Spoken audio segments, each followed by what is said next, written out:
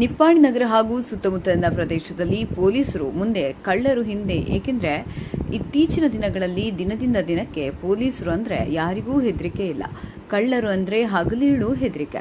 ಅದು ಯಾಕೆ ಅಂದ್ರೆ ಭ್ರಷ್ಟಾಚಾರದಲ್ಲಿ ತೊಡಗಿರುವ ಜನಪ್ರತಿನಿಧಿಗಳು, ಸಂಬಂಧಪಟ್ಟ ಅಧಿಕಾರಿಗಳು ಈವರೆಗೆ ನಿಪ್ಪಾಣಿಯಲ್ಲಿರುವ ಸಾರ್ವಜನಿಕ ಕ್ಯಾಮೆರಾಗಳು ಹೇಗೆ ಪ್ರಾರಂಭಿಸಿಲ್ಲ, ಮೇಲಿಂದ ಮೇಲೆ ಯಾಕೆ ಬಂದ್ ಆಗ್ತಿದೆ, ಅಲ್ಲದೆ ಯಾವುದೇ ರೀತಿಯ ಪ್ರಶ್ನೆಗಳನ್ನು ಮೌಖಿಕವಾಗಿ ಕೇಳಿದಲ್ಲಿ ಮೇಲಧಿಕಾರಿಗಳನ್ನು ಪ್ರಶ್ನಿಸಿ ಎಂದು ಉಡಾಫೆಯ ಉತ್ತರ ನೀಡ್ತಾರೆ. ಈಗಿನ ದಿನಮಾನದಲ್ಲಿ ಪೊಲೀಸರೆಂದ್ರೆ ಯಾರಿಗೂ ಭಯವಿಲ್ಲ. ಯಾಕೆ? ಮುಖ್ಯ ಕಾರಣ ಭ್ರಷ್ಟಾಚಾರದಲ್ಲಿ ತೊಡಗಿರುವ ಪೊಲೀಸರು. ಅವರ ಆಸ್ತಿಪಾಸ್ತಿಗಳನ್ನು ಪರಿಶೀಲಿಸಿ ನೋಡಿದ್ರೆ ಗೊತ್ತಾಗುತ್ತೆ. ಪ್ರತಿಯೊಂದು ಮಾಫಿಯಾ ಜೊತೆ ಕೈ ಜೋಡಿಸಿರುವ ಪೊಲೀಸರು. ಇವಾಗ ತಿಳಿಯಬೇಕಾದ್ರೆ ನಿಜವಾಗ್ಲೂ ಸಿಬಿಐ ತನಿಖೆ ಆಗಬೇಕು.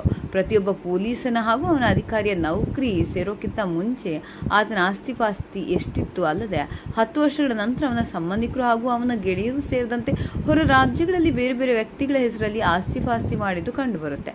ಇದೇ ಕಾರಣಕ್ಕೆ ಕಳ್ಳರು ಹಗಲು ರಾತ್ರಿ ಕಾನೂನೆನ್ನದೇ, ಜನರು ಎನ್ನದೇ ಮನೆ ಕೇಳು, ಮೊಬೈಲ್ ಫೋನ್ಗಳು ಕಳುವು ಮಾಡುವುದು, ಬೆಳಿಗ್ಗೆ ತಿರುಗಾಡುವುದು ಹೋಗಿದ್ದು ಜನರು ಬಂಗಾರ ಆಗಲಿ ಬೆಳ್ಳಿ ಆಗಲಿ ಕಳ್ಳತನ ಮಾಡಿರ್ತಾರೆ. ಇದು ಸುಮಾರು ದಿನಗಳಿಂದ ಈವರೆಗೆ ನಡೆದುಕೊಂಡು ಬಂದಿರುವ ಸಂಗತಿ. ಇಂತಹ ಹಲವಾರು ಇನ್ನಿತರ ಗಂಭೀರ ವಿಷಯಗಳಲ್ಲಿ ಪೊಲೀಸರು ಆರೋಪಿಗಳ ಜೊತೆಗೆ ಕೈ ಜೋಡಿಸಿರ್ತಾರೆ ಎಂದು ಸಂಶಯ ವ್ಯಕ್ತವಾಗ್ತದೆ ಸಾರ್ವಜನಿಕರಲ್ಲಿ. ಏಕೆಂದರೆ ಈ ಕ್ರೈಮ್ ದುನಿಯಾ ನಿಲ್ಲಿಸಲು ಸಾಧ್ಯವಾಗ್ತಿಲ್ಲ. ಪೊಲೀಸ್ ಕರ್ಮಚಾರಿಗಳು ತುಂಬ ಕಡಿಮೆ ಇದ್ದಾರೆ. ಇದು ಜಗತ್ತಿಗೆ ಗೊತ್ತಿರುವ ವಿಷಯ. ಆದರೂ ಕೂಡ ಹಣ ಗಳಿಸುವಲ್ಲಿ ಎಲ್ಲರಿಗಿಂತಲೂ ಇವರು ಮುಂದೆ, ಆದರೆ ಕ್ರೈಮ್ ತಡೆಯುವಲ್ಲಿ ಇವರು ಹಿಂದೆ. ನಾವು ಜನರಿಂದ ತಿಳಿದಿದ್ದಿಷ್ಟೇ, ಈ ವ್ಯವಸ್ಥೆಯಲ್ಲಿ ಏಕೆ ಹಿಂದುಳಿದಿದ್ದಾರೆ, ಎಲ್ಲ ರೀತಿಯ ಸರ್ಕಾರಿ ಸೋಲುಗಳನ್ನು ಕುಟುಂಬ ಸಮೇತ ಪಡೆದುಕೊಂಡ್ರು, ಏಕೆ ಪ್ರತಿಯೊಂದು ಕೆಲಸದಲ್ಲಿ ವಿಫಲರು.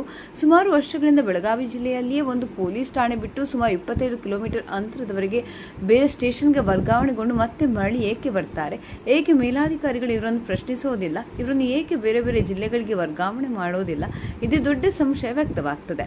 ಪ್ರತಿನಿತ್ಯ ಪತ್ರಕರ್ತರು, ಸಾಮಾಜಿಕ ಕಾರ್ಯಕರ್ತರು ಪೊಲೀಸ್ ಸ್ಟೇಷನ್ಗಳಿಗೆ ಭೇಟಿ ನೀಡಿ ಏನಾದರೂ ಪ್ರಶ್ನಿಸಬೇಕಾದ್ರೆ ನಮಗೆ ಗೊತ್ತಿಲ್ಲ, ನಮ್ಮನ್ನು ಕೇಳಬೇಡಿ, ತನಿಖೆ ನಡೆಸಿದ್ದೇವೆ, ಮೇಲೆ ಮಾತಾಡಿ, ಹೀಗಾದರೆ ಇವರೇಕೆ ಬೇಕು, ಇಲ್ಲಿ ಮೇಲಧಿಕಾರಿಗಳು ಇಲ್ಲೇ ಬಂದು ನಿಲ್ಲಿ, ನೀವೇ ಉತ್ತರ ಕೊಡಿ, ಇವರಿಗೆ ಸಂಬಳ ಸರ್ಕಾರ ಕೊಡಲ್ವಾ, ಇದು ಯಾರ ದುಡ್ಡಲ್ಲಿ, ಇದು ಸಾರ್ವಜನಿಕರ ದುಡ್ಡು, ನೀವು ಸ್ಟೇಷನ್ ಬರಬೇಕಾದ್ರೆ ಜನರ ಜೊತೆ ಸರಿಯಾಗಿ ಹೊಂದಾಣಿಕೆ ಇಲ್ಲ, ಯಾರಿಗೂ ಕಿಮ್ಮತ್ ಕೊಡಲ್ಲ, ಏನು ಕೆಲಸ ಯಾಕೆ ಬಂದ್, ತಾವು ಪ್ರಕರಣ ದಾಖಲಿಸಿದ್ರೆ ಕುರುಡು ಕಚೇರಿ ಮಾಡ್ತೀರಾ, ನಿಮ್ಮ ಹತ್ರ ದುಡ್ಡು ಇದೆಯಾ, ಹೀಗೆ ನೂರಾರು ಪ್ರಶ್ನೆಗಳನ್ನು ಅಮಾಯಕರಿಗೆ ಪೊಲೀಸ್ ಅವರು ಪ್ರಶ್ನಿಸಿ ಹೆದರಿಸಿ ಠಾಣೆಯಿಂದ ಓಡಿಸ್ತಾರೆ.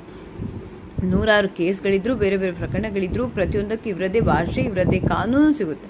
ಅದು ಮಾತ್ರ ಚೌಕಾಶಿ ಆಗ್ತದೆ. ಇದು ಕರ್ನಾಟಕದ ಹಲವಾರು ನಿತ್ಯ ನಡೆಯುತ್ತಿರೋ ಸಂಗತಿಗಳು. ಮೇಲಧಿಕಾರಿಗಳು, ಜನಪ್ರತಿನಿಧಿಗಳು ಎಲ್ಲಿದ್ದೀರಿ, ನಿದ್ದೆಯಲ್ಲಿ ಸಂಪೂರ್ಣವಾಗಿ ಜಾರಿಗೆ ಏನು ಭ್ರಷ್ಟಾಚಾರದಲ್ಲಿ ತೊಡಗಿದ್ದೀರಿ, ನಿಮ್ಮ ಕೈಯಿಂದ ಸಾರ್ವಜನಿಕರ ಸಂರಕ್ಷಣೆ ಸೇರಿದಂತೆ ಅಪರಾಧ ತಡೆಯಲು ಆಗ್ತಿಲ್ವೇ, ಮಿಲಿಟರಿ ಆಡಳಿತಕ್ಕೆ ಅವಕಾಶ ಕೊಡಿ, ರಾಜೀನಾಮೆ ಕೊಡಿ, ಮನೆಗೆ ಹೋಗಿ, ಇಲ್ಲ ಅಂದರೆ ಸಾರ್ವಜನಿಕರ ಕೈಯಲ್ಲಿ ಅಧಿಕಾರ ಕೊಡಿ, ಅಪರಾಧ ತಡೆಯಲು ಮಾತ್ರ.